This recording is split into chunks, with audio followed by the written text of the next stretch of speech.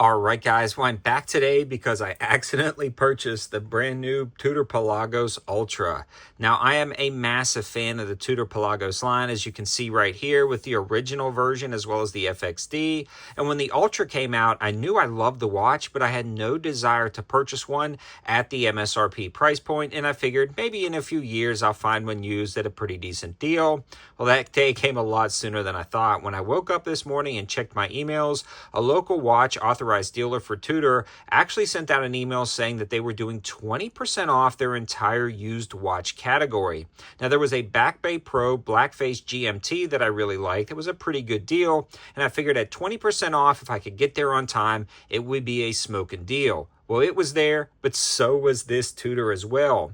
Somebody had actually just purchased this watch from them and decided they didn't like it a few months later, even claimed that they had not worn it yet, just had sized it at the dealer. At that point, it was 20% off, and it was already well below MSRP because it was a used watch. So I snagged this guy for a rock bottom price of what I think is $4,400 in like new condition with the complete package, box, paperwork, the whole 9 yards, and that warranty is not associated with the name, so I still have a ton of factory warranty left on this watch, again, since it was purchased new only a few months ago. In the box, they didn't even unwrap the rubber strap option. We're going to talk about the specs and features of this watch, how it wears on the titanium brace, and we will be doing a full review on this watch soon, as well as a full overview of my Tudor watch collection. Let's start off with the basic specs and features. This is an in-house manufactured caliber of the MT5612U, and this one is actually pretty interesting because it goes above and beyond the other movements and calibers because this is METOS, a master chronometer certification. So this gets a little bit more certification and more testing done than the traditional Pelagos is, and on top of that, this one actually has 1,000 meters of water resistance, which is insane, and a 43 millimeter diameter case size. Now, when you're measuring and comparing this with the original Pelagos, it turns out it's only actually about 0.8 millimeters larger when you measure it side to side, so it's not that large. Now, when I first saw this released, I figured it might be a little bit too big for my 7-inch wrist, but when I tried it on at the authorized dealer this morning and saw that 20% off price tag, I knew I had to give it a try, and it was actually sized for my wrist already, and that was like fate speaking out to me saying you needed to leave with this. On wrist, it wears incredibly comfortable, especially with the lightweight titanium feel of the watch and bracelet itself, and we will talk about the T-Fit adjustable clasp. Now, on top of this watch, even though slightly larger, is actually lighter weight than the original titanium Pelagos, so it feels really well on wrist. On top of that, the case is just a touch more ergonomic on wrist, so even though it's larger, it wears very similar or even just a touch better than the original Pelagos.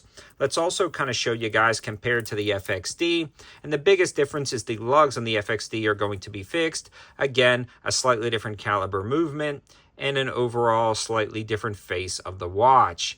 Now, this one with the FXD actually has a bi-directional bezel with a lot more markers used for timing and maybe potentially time zone adjustments, whereas this is more of a dive-style watch, and this one has a date complication. The FXD does not. We may do a comparison of all head-to-head, just kind of give you guys a rough overlook, show you the sides. This one is, again, dive watch. It's got the helium escape valve, and this one has a larger crown. Now, for me, if you were looking at this watch and you hadn't bought a Pelagos yet, what would draw you to this watch over some of the originals? Now, this is going to be slightly more expensive with an MSRP of $6,100. Now, that street price is still going to be $6,100 because it's so new to the market. I haven't seen any floating around used, and I haven't seen any discounts, especially at any authorized dealers. So you're left paying the full price unless you happen to look out like me and grab it for $44.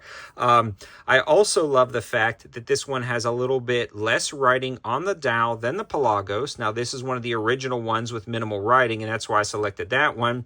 But you can see there's a lot more writing on the newer ones. It also gives that slight teal accent on here, and this one actually has a bi-color lume on the face itself. So the minute hand and the lume pip on the bezel illuminate a different color, as you can see right there. That allows you to truly use this as a tool watch for timing applications. So when you adjust that, you can see how far away that green minute hand is away from the green lume pip, especially in dark scenarios or underwater. The bezel action is spectacular, and another reason that you may want to grab this over something like the traditional Pelagos or FXD is the coin as bezel on the side is actually more pronounced, and it sticks out just a touch further from the case than the original Pelagos, making it much easier to adjust the bezel. Is it going to be a deal breaker? Absolutely not. If you can find a deal on one of these, this is still an absolutely great watch, especially at the price point. Now, overall, the T-Fit adjustable class on all of the Pelagoses is going to be amazing. Let's take a closer look at that if you guys aren't familiar. Now, this actually has 3 positions of micro adjust, and then it goes into a spring mode. So when you pull down on the bracelet itself, if I can get everything to focus, you can actually adjust that to 3 different positions on the fly. Maybe your wrist gets a little hot, maybe it's swelling during the day, or you can adjust it out here with that green teal, and now you're in the spring-loaded mode that actually flexes with your wrist. Now, I like this, especially if you're working on something or using the watch and you're kind of bending your wrist. You can actually see how this flexes on your wrist, which is an amazing improvement over traditional bracelets, and this thing feels so comfortable on wrist. Now, if you follow the channel, you'll know that most of my watches that end up in the rotation end up on some type of rubber strap or canvas strap, and that's generally how I like it. But this Pelagos is actually going to stay on the bracelet. In fact, when I tried it on for the first time and it fit like a glove, I knew I had to give bracelets a try. Let me know your thoughts in the comment section below, whether you wear your watches on bracelets, on straps, or on canvas bands.